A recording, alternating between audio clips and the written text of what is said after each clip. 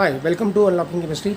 अगर आप चैनल पे नए हैं तो प्लीज़ चैनल को सब्सक्राइब कर लें और बेल आइकन को प्रेस कर दें ताकि आप जो मैं वीडियो डालूँ वो वीडियो आपके पास नोटिफिकेशन पहुंच जाए। हेलो बच्चों, वेलकम बैक अगेन। ठीक है, क्या पढ़ रहे थे? Classification of periodic classification of elements. उसमें क्या पढ़ रहे थे?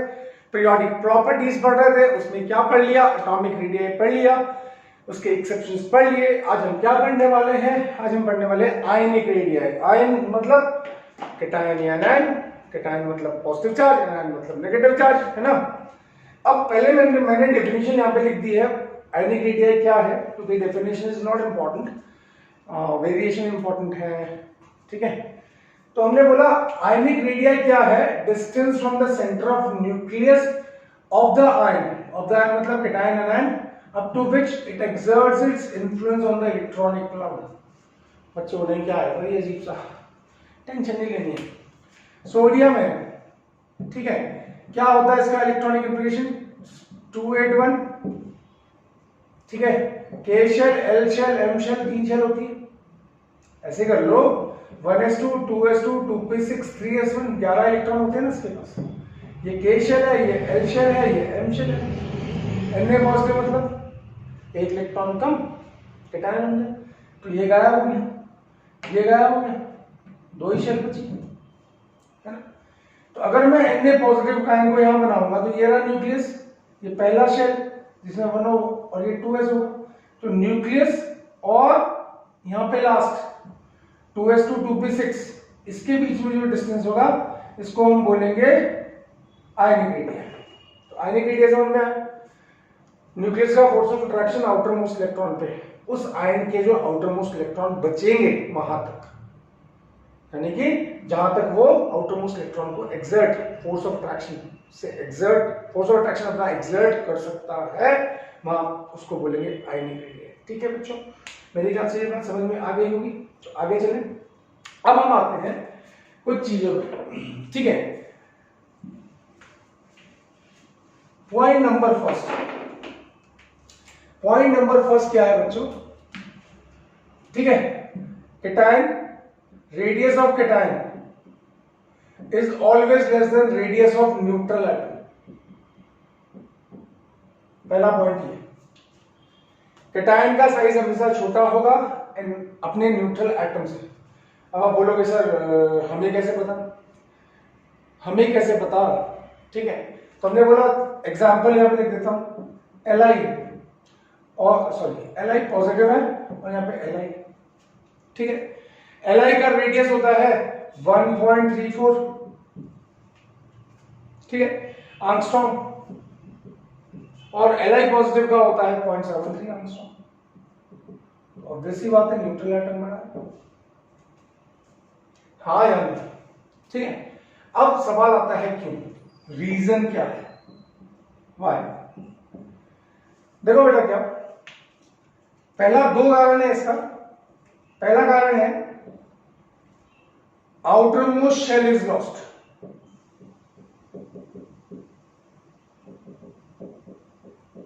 During the formation of cation,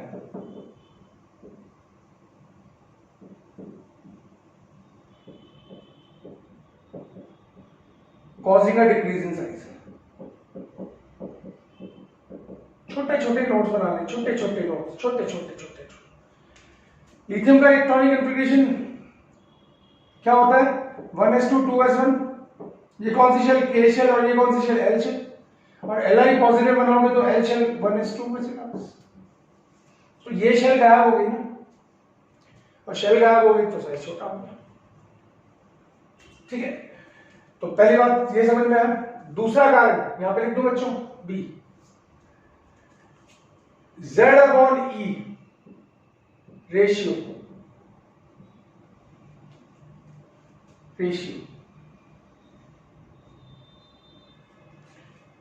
is inversely proportional to ionic radius। सारा गेम इसका है। अब देखो, Z का मतलब प्रोटॉन और E का मतलब इलेक्ट्रॉन, और Z/E ज्यादा तो साइज छोटा। ठीक, अब आते हैं यहां पे Li Z कितने 3, इलेक्ट्रॉन कितने 3, Z अपॉन E कितना 3/3 यानी कि 1।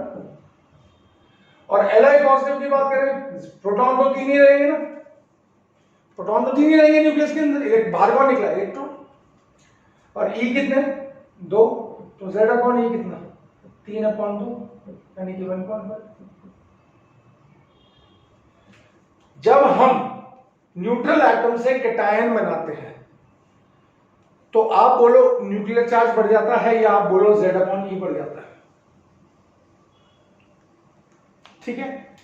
इलेक्ट्रॉन प्रोटॉन इलेक्ट्रॉन का रेशियो बढ़ जाता है, उसको Z अपॉन E बोलते हैं।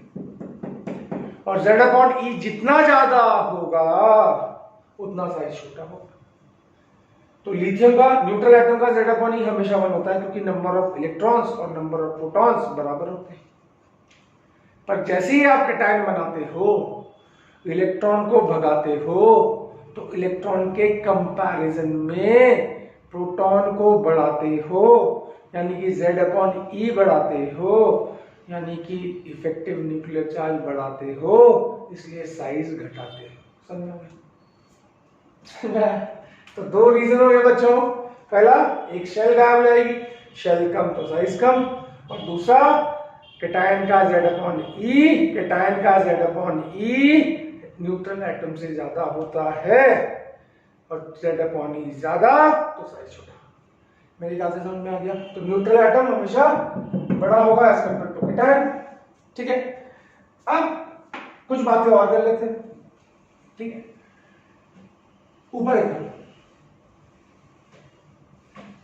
अगर हमें, अब देखो सेकेंड पॉइंट, एक और इंपॉर्टेंट पॉइंट, क्या important point,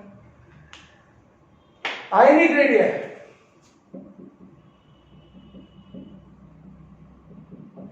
is inversely proportional to number of positive charges on cation,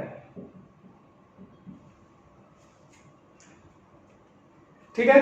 जितना ज्यादा पॉजिटिव चार्ज होगा कैटायन पे, उतना ज्यादा साइज छोटा होगा, आयनिक रेडियस छोटा होगा, ठीक है। क्यों? पॉजिटिव चार्ज ज्यादा तो Z अपॉन E ज्यादा है ना। जैसा अगर मैं बात करूं Fe है, Fe पॉजिटिव है, Fe2 पॉजिटिव, Fe3 पॉजिटिव, सारे आयन बन गए, तो सबसे बड़ा कौन, ये positive charge increases, positive charge increases, therefore ionic radii decrease। समझ में? ठीक है। तो कैटायन के 2 पॉइंट समझ में आ गए, ठीक है। अब आते हैं एनायन के ऊपर, ठीक है बच्चों, ठीक है एनायन। तो अब हम बोलते हैं थर्ड पॉइंट है हमारा, radius of anion is always greater than radius of neutral atom। क्या बोला? एनायन का रेडियस हमेशा न्यूट्रल एटम से ज्यादा होगा। क्यों होगा भाई? अब आप बोलोगे सर एग्जांपल भी दो, ठीक है। चलो हम यहां पे लेते हैं Cl atom, sorry Cl negative ion, और यहां पे लेते हैं Cl एटम, ठीक है। अब Cl नेगेटिव आयन का आयनिक रेडियस होता है 1 पॉइंट, ये आयनिक रेडियस, ठीक है, 1.67 एंगस्ट्रॉम, और इसका 0.99 एंगस्ट्रॉम। ऑब्वियसली बात है एनायन का साइज बड़ा है, एग्जांपल के साथ 0.99 एंगस्ट्रॉम, ठीक है बच्चों। राइटिंग में माफ करना, स्पेलिंग में माफ करना, केमिस्ट्री में टेंशन मत लेना, ठीक है, ठीक है बच्चों। अब देखो क्यों, इसके भी 2 कारण हैं। कारण number first, in the formation of an ion,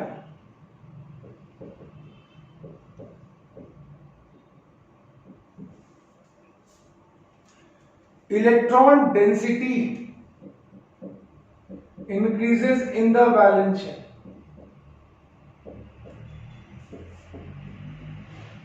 ठीक है, causing inter-electronic repulsion। अभी बहुत बार टर्म आ गई बेटा, इंटर इंटर इलेक्ट्रॉनिक रिपल्शन, ठीक है, thereby causing an increase in size, thereby causing an increase in size। आप बोलोगे सर ये क्या बीमारी है? Cl electronic integration 1s2 2s2 2p6 3s2 3p5, balance shape को देखिए 7 इलेक्ट्रॉन, और जैसे ही आप Cl नेगेटिव बनाएंगे तो 3s2 3p6 हो जाएगा। अभी क्या सिखाया था? अभी रूल क्या था? इन दोनों में क्या होगी? हाई इलेक्ट्रॉन डेंसिटी होगी, हाई इलेक्ट्रॉन डेंसिटी, और हाई इलेक्ट्रॉन डेंसिटी होगी तो मोर इन दोनों के बीच में ज्यादा, इनमें या 7 इलेक्ट्रॉन, इनमें या 8। मैंने रूल क्या था? जब भी आउटर मोस्ट दो सबशेल किसी भी एटम या आयन के outer most subshell fully filled होते हैं तो उनमें हाई इलेक्ट्रॉन डेंसिटी होती है। इसकी वजह से इलेक्ट्रॉनिक रिपल्शन, जिसको कि मैं नाम दे रहा हूं इंटर इलेक्ट्रॉनिक रिपल्शन, वो बढ़ जाता है, इसलिए साइज बढ़ जाता है। ठीक है, high electron density, more electronic repulsion, therefore size increases। ठीक है, पहला कारण समझ में आया? ठीक है, दूसरा कारण और कोई? Z/E of anion decreases as compared to neutral atom,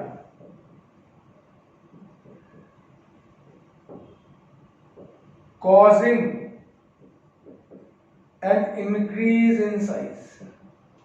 अभी बता दो Z/E, ठीक है, Cl एटम है, Z कितने? 17 प्रोटॉन, इलेक्ट्रॉन कितने? 17, तो Z/E न्यूट्रल एटम का हमेशा 1 होता है, 17/17। Cl नेगेटिव आयन, समझ में आ रहा है बच्चों?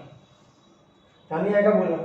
प्रोटॉन तो 17 रहेंगे, पर इलेक्ट्रॉन कितने हो गए? 18, तो Z/E कितना आएगा? 18, सॉरी इलेक्ट्रॉन 18, तो Z/E कितना आएगा? 17/18, तो ये 0.9 जो भी आएगा। तो Z/E ज्यादा तो Z/E ज्यादा तो साइज छोटा, Z/E कम, Z/E किसका ज्यादा है? Z/E न्यूट्रल एटम का ज्यादा है, और Z/E एनायन का क्या होगा? हमेशा कम। Z/E कम तो न्यूक्लियर चार्ज की स्ट्रेंथ कम, तो आउटर मोस्ट इलेक्ट्रॉन्स पे अट्रैक्शन कम, तो आउटर मोस्ट इलेक्ट्रॉन न्यूक्लियस से दूर, तो साइज बढ़।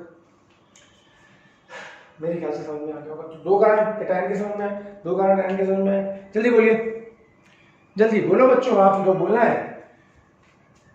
आया? हाँ या ना?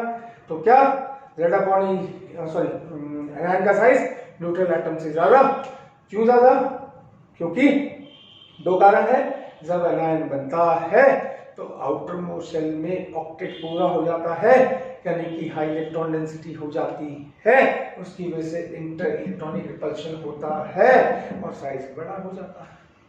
ठीक है, दूसरा कारण एनायन का Z/E हमेशा 1 से कम आता है, हमेशा 1 से कम आता है, और 1 से कम आएगा तो न्यूक्लियर चार्ज घटाएगा, तो आउटर मोस्ट इलेक्ट्रॉन पे न्यूक्लियस का फोर्स ऑफ अट्रैक्शन कम हो जाएगा, तो आउटर मोस्ट इलेक्ट्रॉन न्यूक्लियस से दूर चले जाएंगे और साइज बड़ा हो जाएगा। आया?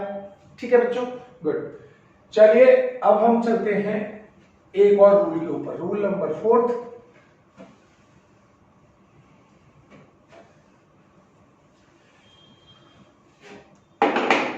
ठीक है,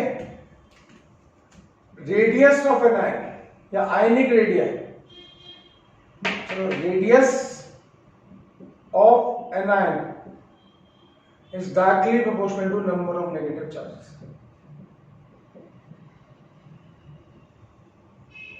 क्या बोला?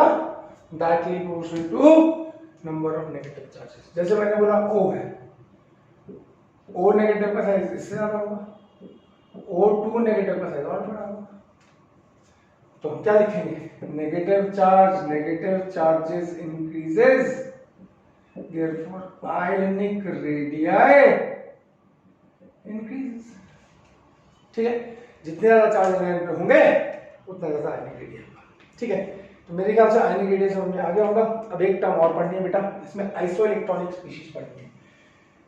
ठीक है, हेडिंग क्या है, हेडिंग है वेरिएशन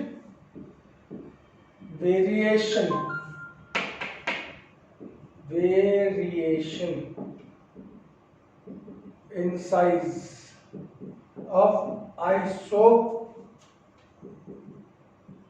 electronic species, पहले ये टर्म।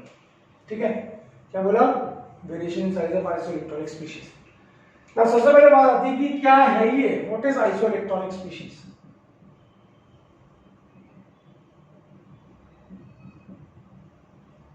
ठीक है, एक लाइन में लिखता हूं, जिनके पास सेम इलेक्ट्रॉन होते हैं, species having same number of electrons but different nuclear charge.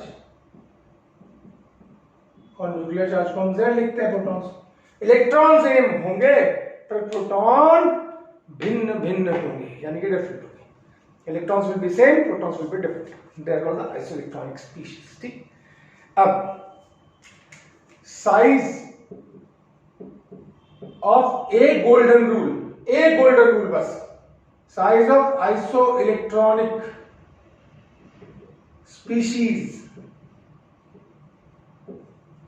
is inversely proportional to, directly proportional, inversely proportional to Z upon E ratio. बस कुछ मत करिए, Z upon E रेशियो देखिए, सिर्फ एक चीज देखनी है आइसोइलेक्ट्रॉनिक, Z upon E तो समझ में आ गया होगा, प्रोटॉन अपॉन इलेक्ट्रॉन रेशियो है ना, इसी को न्यूक्लियर चार्ज भी बोल सकते हो। ठीक है, चलिए शुरू करते हैं।